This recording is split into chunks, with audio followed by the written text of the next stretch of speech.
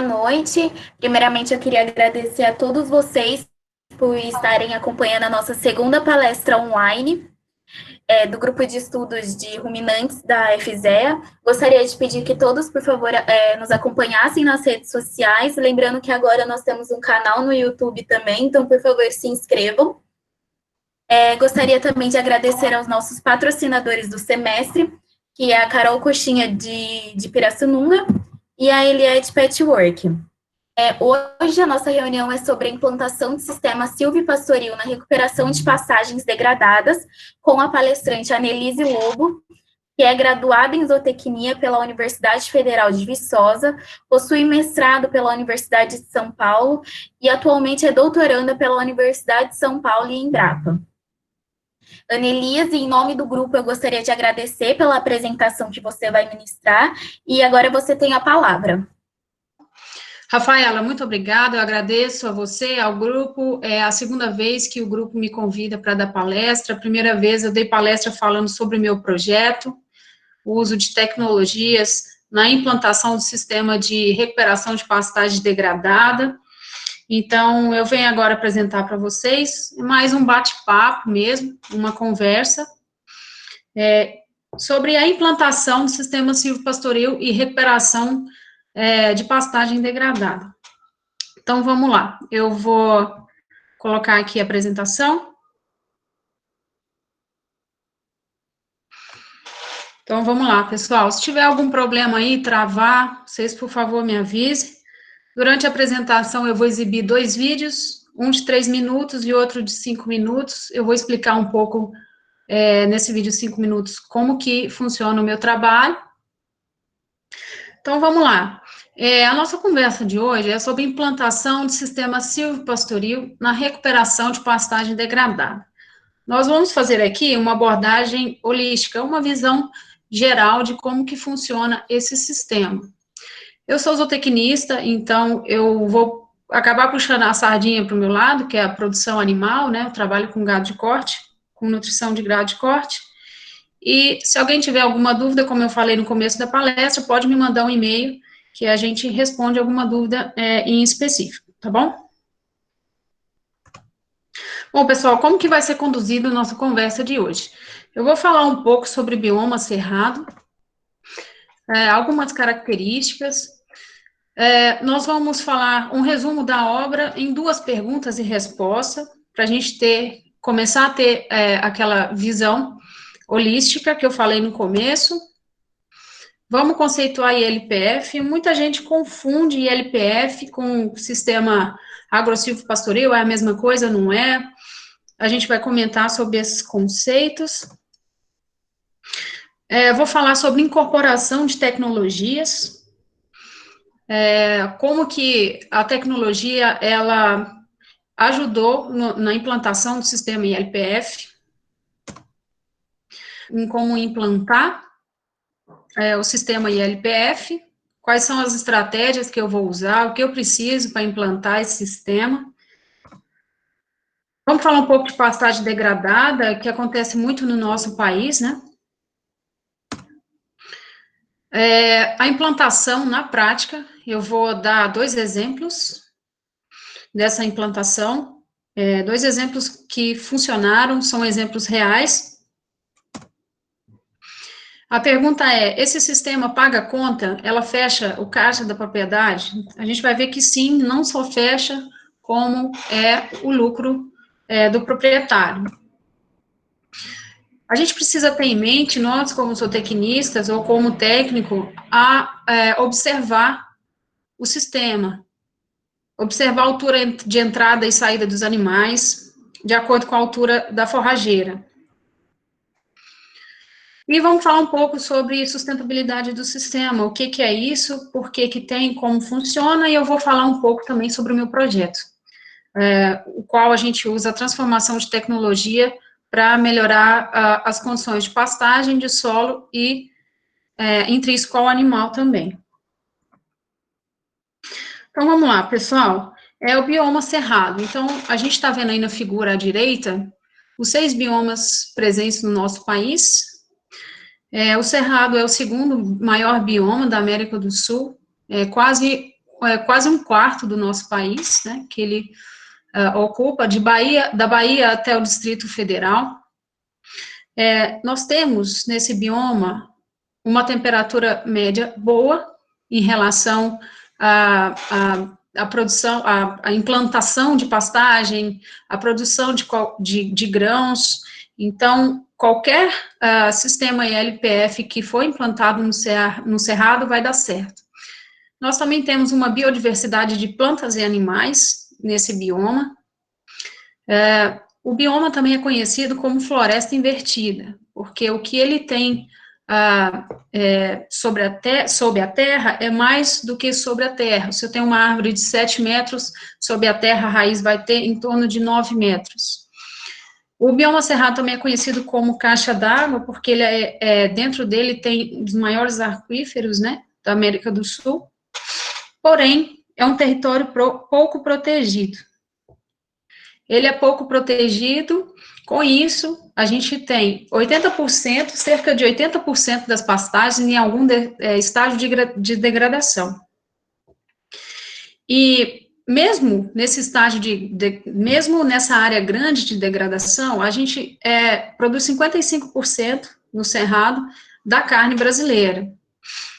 Porém, isso ainda é um gargalo, a gente tem muito que melhorar, né, e começar agora, ao invés de expandir horizontalmente, começar a expandir verticalmente aí com a implantação do sistema ILPF e evitar também as queimadas, evitar aquela falsa ideia de que eu botando fogo, a minha pastagem vai sair mais rápido, né?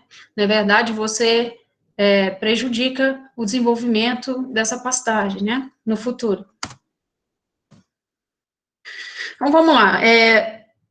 Duas perguntas frequentes que eu ouço e de várias pessoas, de produtor rural também, que não conhece, às vezes, o sistema, e pergunta, mas só funciona com gado de corte? Será?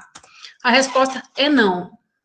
No Sul, eles usam bastante LPF com búfalo, eu já vi também com porcos, com gado de leite de diferentes espécies, né, de diferentes raças, tanto taurina quanto mistura ou zebuína.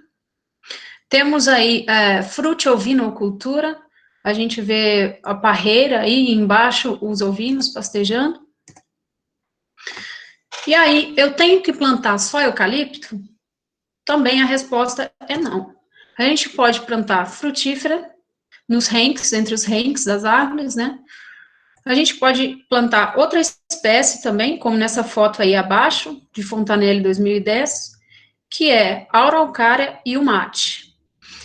A gente, no nosso grupo de pesquisa, LFR e FZEA, lá do professor Ives, na USP, tem vários trabalhos mostrando com mate, né, com suplementação com mate, para melhorar o perfil lipídico de carne de cordeiro e também o desempenho. Então, a gente tem, assim, diferentes espécies, pode ser incorporado em todos os biomas, não somente o cerrado, depende do propósito do produtor. É sustentável? Só um dado de curiosidade aqui, basta você implantar 15% da sua área, você zera a emissão de gás do efeito estufa. Então, isso é benéfico para o produtor, para o sistema, para o meio ambiente, e todos saem ganhando com isso. Então, vamos lá. ILPF, integração lavoura, pecuária, floresta, combinação desses 3 fatores, ou lavoura e pecuária, ou lavoura e floresta, ou pecuária e floresta. Então, conceituando aí o sistema ILPF. Então, pessoal, na década de 70, mais ou menos, que foi incorporada o capim vindo da África, principalmente o andropógon e a braquiária, que hoje a gente não usa mais o termo braquiária, né, o gênero braquiária, seria Eurocloa, e para pânico a gente usa megatirsus. Só uma curiosidade. Então, na década de 70, né, foi implantado o sistema ILPF, no governo ainda do Geisel, que tinha o Alisson como ministro, o Alisson Paulinelli, que investiu na Embrapa para a implantação desse sistema. Com isso, o Brasil deslanchou na produção mundial de alimentos, ocupou posições importantíssimas.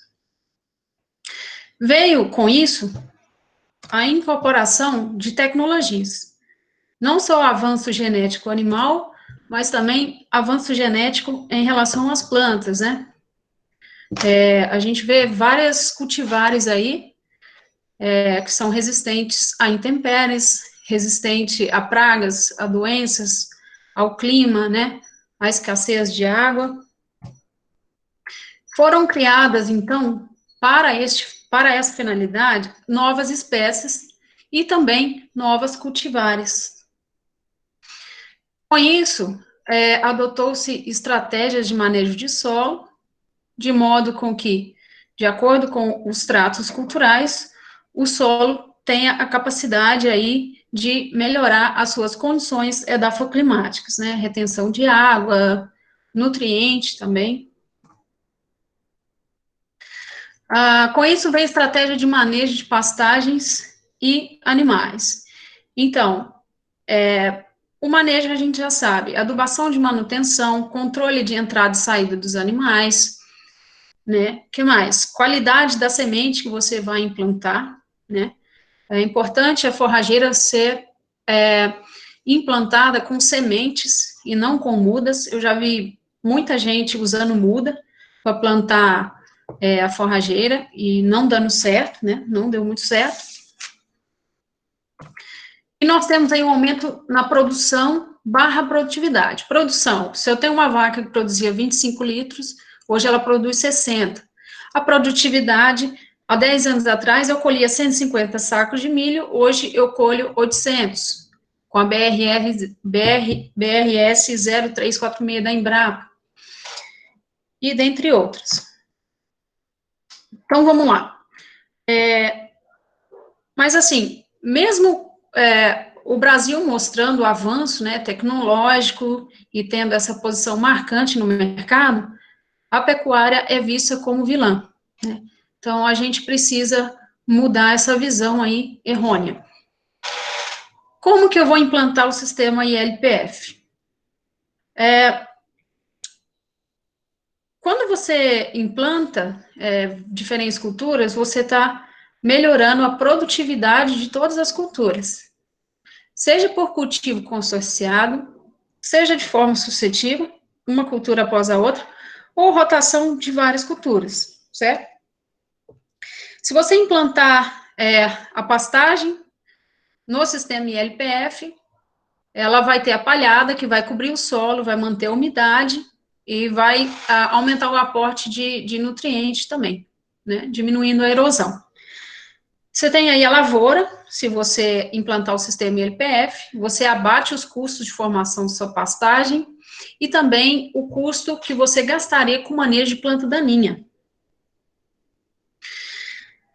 Já na floresta, você consegue proporcionar o conforto térmico para o seu animal. Você tem também a comercialização da madeira, né? A fixação de carbono no solo, você aumenta a fixação de carbono no solo, ganha créditos de carbono no mercado. Então, é só benefício a implantação do sistema ILPF. Bom, pastagem degradada, né? Então, o que é pastagem degradada? A pastagem degradada, como diz o produtor, ela é assim, eu não tenho comida para o meu bicho, consequentemente, eu vou ter que diminuir a quantidade de animal na minha área. Isso é prejuízo para mim, certo? Eu não tenho um planejamento desse manejo, então, com isso, eu aumento a degradação e eu diminuo a produtividade da minha propriedade. Então, o que acontece, né? E por que acontece a formação de pastagem degradada? Então, se eu tenho alta taxa de lotação, se eu não respeito a altura de entrada e saída dos animais, se eu não faço a correção, adubação e adubação de manutenção do meu solo, se eu não tenho uma semente de qualidade, né, se eu não tenho um clima bom, favorável, se eu não escolho a forrageira certa, se eu uso fogo, então todos esses fatores levam à formação de pastagem degradada, né. Qual que é a intensidade do ganho, do dano? A intensidade do dano, ela pode chegar até inutilização da área. Você pode acabar perdendo a sua área, né? Então, como remediar? Aí que está o difícil, né? Eu tenho 3 estratégias para remediar de acordo com o meu grau de degradação da pastagem, que eu vou falar na sequência. Eu posso reformar, eu posso recuperar e eu posso renovar a minha pastagem. Então, todos esses 3 tipos de remediações vai depender do grau de degradação. Ok, como que eu posso prevenir isso? Como eu falei, né, a gente prepara o solo, prepara a área, respeita a taxa de lotação, né, também a gente tem que prestar muita atenção na semente, né, no valor cultural da semente, e como que eu vou colocar essa semente? Se o meu solo for mais argiloso, eu coloco a semente um pouco mais superficialmente, e vice-versa. Então, é preciso prestar atenção na qualidade da semente e no processo de semeadura. O que a minha propriedade ganha com isso? Tá, eu vou plantar árvore, eu vou plantar capim e eu vou plantar o milho, né? O que a minha propriedade ganha com isso? Você tem o equilíbrio do sistema, o equilíbrio do fluxo de caixa, né? Você tem os benefícios em relação a gasto com adubo, gasto com defensivo agrícola para combater daninha. Como o seu solo está mais úmido também, você tem a manutenção aí dos micro-organismos do solo, deixando o solo mais poroso, né, e facilitando a absorção de água e menos lixiviação dos nutrientes. Então, você melhora também a capacidade de troca catiônica do seu solo, que é muito importante, e dentre outros fatores físicos e químicos do seu solo.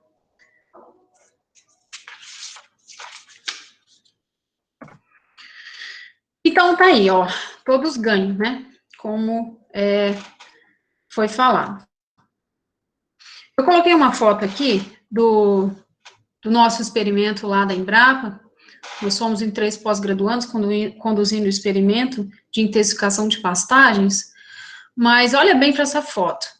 Os animais estão magros, eu vejo diferentes tipos de forrageiras aí, não forrageira, mas eu tenho arbusto ali que o animal não come, ou às vezes come porque não tem pasto para ele comer. Então, é uma área totalmente degradada, né? A gente colocou essa área no sistema realmente para mostrar a eficácia da tecnologia das tecnologias que a gente está empregando no experimento. Então, bom, o Dr. Moacir Dias Filho, ele é pioneiro nessa área de recuperação de pastagem degradada aqui no Brasil. A gente começou um pouco tardio, mas ainda tem esperança de recuperação do nosso cerrado. Como vocês podem ver aqui, eu não sei se vocês conseguem acompanhar o cursor aqui, a gente tem de um potencial de produção de biomassa vegetal positivo, caindo para um potencial de produção de biomassa vegetal que o animal come, né, forrageira, negativo, até chegar na erosão do solo.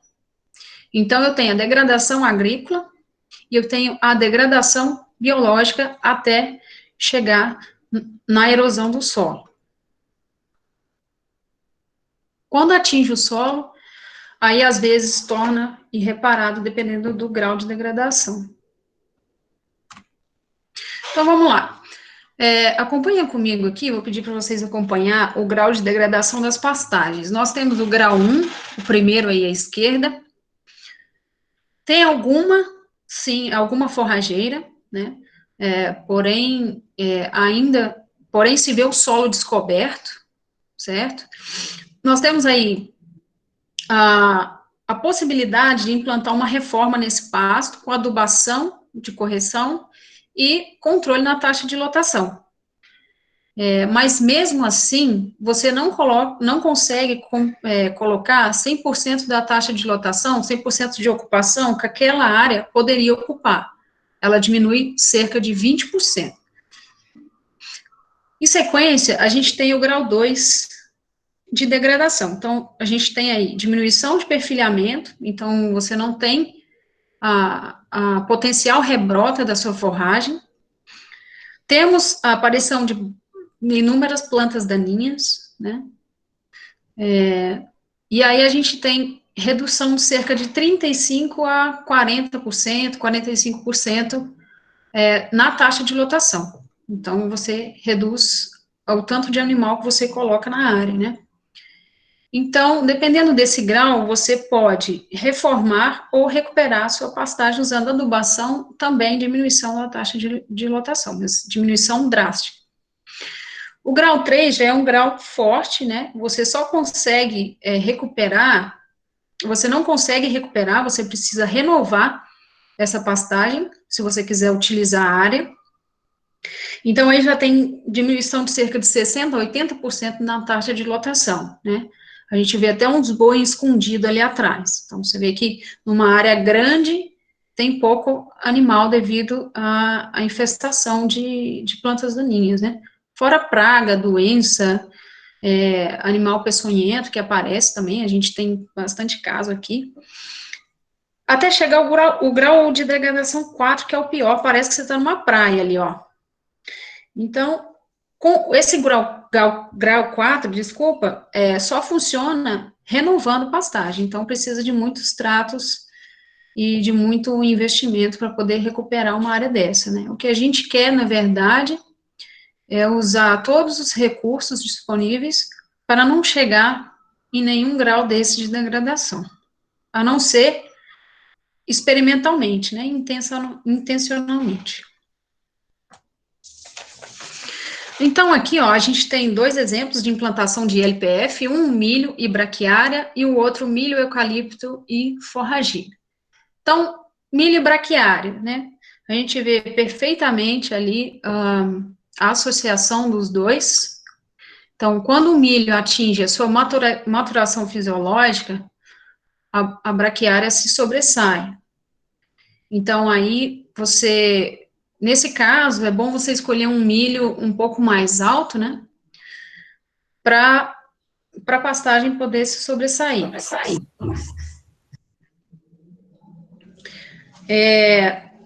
Acho que alguém ligou o microfone aí sem querer. Bom, então, continuando aqui. Aí você corta o milho, seja para silagem, seja para grão, vai ficar os resquícios do milho, né, da planta em si. Esses resquícios você pode deixar na área, que o animal vai vir para comer a pastagem, ele come o resto, né, tem nutriente também, não deixa de ter nutriente. E aí, você tem o aproveitamento dessa área, né, você vai vender o milho vai pagar a construção dessa pastagem, né? Vai pagar a implantação e também você vai deixar de gastar dinheiro com controle de plantas daninhas, porque a planta daninha, ela não sobressai em sombra. Então, a braquiária ou a pastagem que for, ela vai crescer, vai sombrear, vai cobrir aquela área, né? E não vai deixar a planta daninha surgir, tendo um bom desempenho animal no final. O milho, eucalipto e forrageira, a gente tem aí no momento da implantação, né, vamos dizer assim, no primeiro ano, você pode plantar pouco renque no primeiro ano, né, para a pastagem poder sobressair. Então, aí você planta, então, a árvore mais o milho, né, e aí o milho vai pagar a pastagem que você colocou lá no primeiro ano. No segundo ano, você já tem uma árvore um pouco robusta. Você, no caso do eucalipto, você pode cortar e você vende esse eucalipto, certo? Bom, aí, na sequência, nos próximos anos, você tem a pastagem sobressaindo, e você pode colocar o animal na área, e assim, com os anos, você vai fazendo essa associação. Você vende o milho, você vende eucalipto, você planta a você paga o custo com as pastagens, paga o custo com os gastos, né, de insumo agrícola e tudo mais, e ainda colhe a floresta, né, todo ano, e você tem a renda dessa propriedade equilibrando o fluxo de caixa e, logicamente, né, vendendo o seu produto, leite, carne, tendo um bom retorno com a implantação desse sistema. Então, como eu disse, né, a gente tem aí um equilíbrio de fluxo de caixa, né, então, o milho paga aí o pasto, você tem, ao longo dos anos, a caderneta de poupança, que é a madeira, né, a floresta, e aí você tem a sua produção aí, mensal, anual, que seja.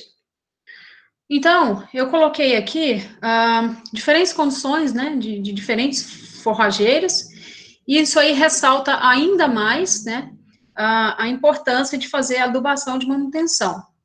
Então, a gente tem aqui, circulado de verde, o primeiro quadradinho aí,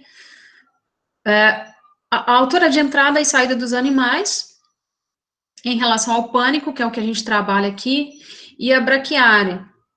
Você vê que tem uma diferença, né? Eu não posso deixar alto demais e nem posso deixar baixo demais quando os animais forem sair, tá certo? É só um exemplo mesmo para caracterizar que a altura de uma forrageira é diferente da altura de outra. Então, é preciso prestar atenção em relação a isso. Depois, a gente tem aqui algumas características do capim, o pânico, né? Popularmente falando, pânico. Então, nós temos aí tolerância à seca baixa, do Tanzânia até o Taumani, e temos também, nós como zootecnistas, a gente tem que prestar atenção na produção de matéria seca por ano, né, e na digestibilidade, na estação chuvosa e na estação seca. Isso interfere muito na tomada de decisão anual aí da venda do seu produto, o que fazer na propriedade, né. Então, não basta saber a produção, o tanto de matéria seca que sua planta tem.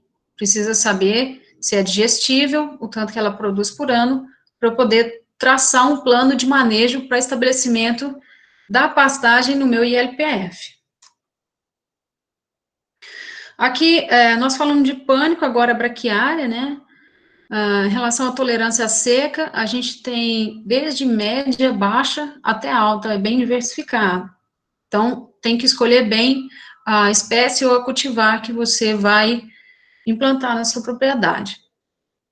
Então, nas condições de cerrado, a gente tem aqui diferentes níveis de fertilidade, né? Nas condições de cerrado, nós temos aqui a braquiária, que exige um alto grau de fertilidade, outra cultivar que exige um grau diferente, e o pânico que exige outro grau diferente. Então, é preciso ater-se aí na hora de adubação, principalmente adubação de manutenção. Os agrônomos aí de plantão sabem do que eu estou falando, né? Muito mais que eu. Então, vamos lá, sustentabilidade do sistema. A gente tem aí os 5 R's da sustentabilidade, que é reduzir, reutilizar, reeducar, reciclar, desculpa, deve estar errado aí, e repensar. Então, a gente tem que pensar o papel que a gente, como profissional, como técnico e como produtor também. O que a gente vai deixar para os nossos filhos? O que a gente vai deixar para os nossos netos? O que a gente vai deixar para essa civilização, para a futura civilização, né? Então, o sistema ILPF veio para mostrar cada vez mais que é possível um sistema de produção de gado de corte intensivo, com árvore, com grão, com pastagem, ser sustentável, e aí, além disso, né, o produtor ganhar muito com isso. Pessoal, eu vou passar um vídeo para vocês aí,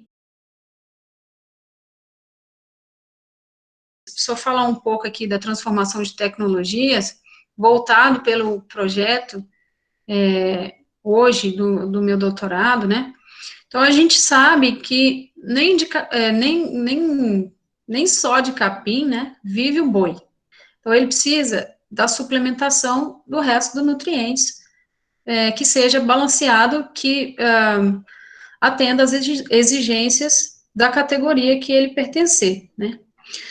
Bom, além disso, as tecnologias, a tecnologia não é só computador, a tecnologia não é só machine learning, não é só Tecnoflow, não é só isso. A gente tem a tecnologia, né, que muitas empresas investem, que é a nutrição animal, né, da nossa área. Então, no meu projeto em específico, a gente usa estratégias de adubação, de correção, de irrigação e de suplementação para poder diminuir a emissão de gás do efeito estufa no ambiente, além de gás do solo também, e converter a energia que seria perdida por gás do efeito estufa, né, por eliminação de gás pela ocupação ou metano entérico, transforma isso em produto, ou leite, ou carne. No meu caso, a gente trabalha com produção de carne, né. Então, essa figura mostra só a parte bioquímica aí no rumen, o processo de transformação de alimento, de energia em produto, tá certo? A gente tem aí um fator associativo em relação a essas tecnologias. Nós temos a pastagem, nós temos a suplementação, a gente tem a adubação, irrigação, influenciando aí no desempenho do animal. Então, daqui uns 2 anos, mais ou menos, tem o resultado aí do nosso experimento, vocês poderão acompanhar. E também, ao decorrer, a gente tem bastante estagiário aí que eu sei que está presente na palestra hoje, a Nicole, o William, que ajuda bastante a gente lá, o Lucas, a Clara. Então, junto com a nossa equipe, a gente pretende diminuir a emissão de gás de efeito estufa que foi estabelecida no último encontro da COP até 2023, né? Seria 30% a 35%. A ideia, o plano é esse. E eu vou mostrar um vídeo aqui, o próximo vídeo é rapidinho também. Não tem áudio, tá, gente? Então, é só visual mesmo. A nossa ideia é mostrar toda a propriedade em diferentes épocas do ano, no verão e no inverno, como que comporta as forrageiras, como que as árvores se comportam nesses extremos sazonais. Então, aqui, ó, temos a área lá.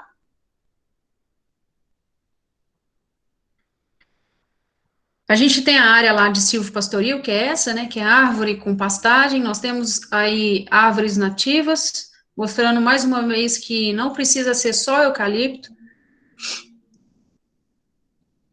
Nós temos diferentes sistemas de intensificação, esse é um deles, que é o sistema silvopastoril. Ao cantinho aqui da esquerda, a gente tem o sistema que é degradado, né?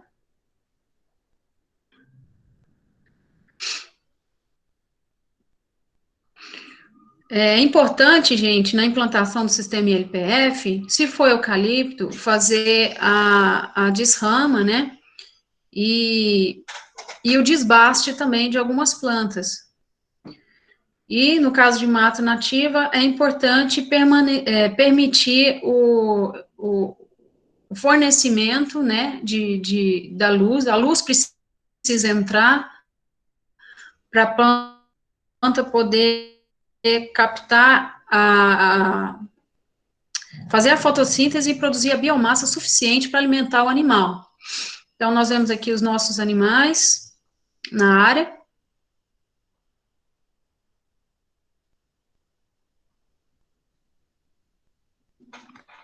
Ops, passou. Bom, a gente tem diferentes áreas lá, mas eu queria mostrar só essa parte aí do silvopastoril mesmo. Quem tiver curiosidade, se quiser saber mais do projeto, amanhã eu vou escrever uma matéria para o meu colega, o Júlio, que ele é do Globo Rural, e ele deve postar na revista eletrônica do Globo Rural em breve, né? Eu vou colocar na minha página lá quando sair. Quem puder pode me seguir lá no Instagram. Eu sempre estou postando coisa do projeto, coisa nova. E também eu gravei um vídeo para o parceiro da gente também, que além do Agricultura 4.0, né, do Agronegócio 4.0 do Júlio, que apoia a gente bastante. Tem o Engenharia de Fazenda, não sei se todo mundo conhece, do meu colega Gabriel. Eu gravei um vídeo mostrando como que funciona a captação do metano, na captação do metano, para a gente conseguir quantificar o tanto que o animal emitiu. Eu gravei um vídeo para ele, deve sair em breve também, eu vou postar lá no Instagram. Então, gente, eu só queria deixar uma mensagem aqui, agradecer a todo mundo, não é fácil o tempo que a gente está vivendo, porém, bacana isso que vocês estão fazendo, curso online, enfim, webinars, participem mesmo, sejam assíduos, estudem, porque quando tudo isso acabar, nós vamos ter uma grande revolução. Eu acredito, veemente. Então, para refletir, é preciso, em relação ao nosso tema, né, é preciso ter uma combinação exponencial dos recursos. A gente está falando de solo, animal, planta e também dos insumos, né, para ter um ganho dentro do sistema de produção, seja ele qual for, e a gente precisa respeitar o limite de exploração desse sistema. Então, pessoal, eu queria agradecer a todo mundo que está aqui. Eu não sei se eu demorei demais, mas estou aí, meu contato, estou disponível, respondo rápido, gosto de conversar, gosto de discutir, recebo críticas, sugestões, porque eu acho que é assim que o conhecimento, ele vai para frente, né? Vamos se ajudar, nós como técnicos, como produtor rural, que é hoje o agronegócio que sustenta o nosso país, né? Pessoal, muito obrigada.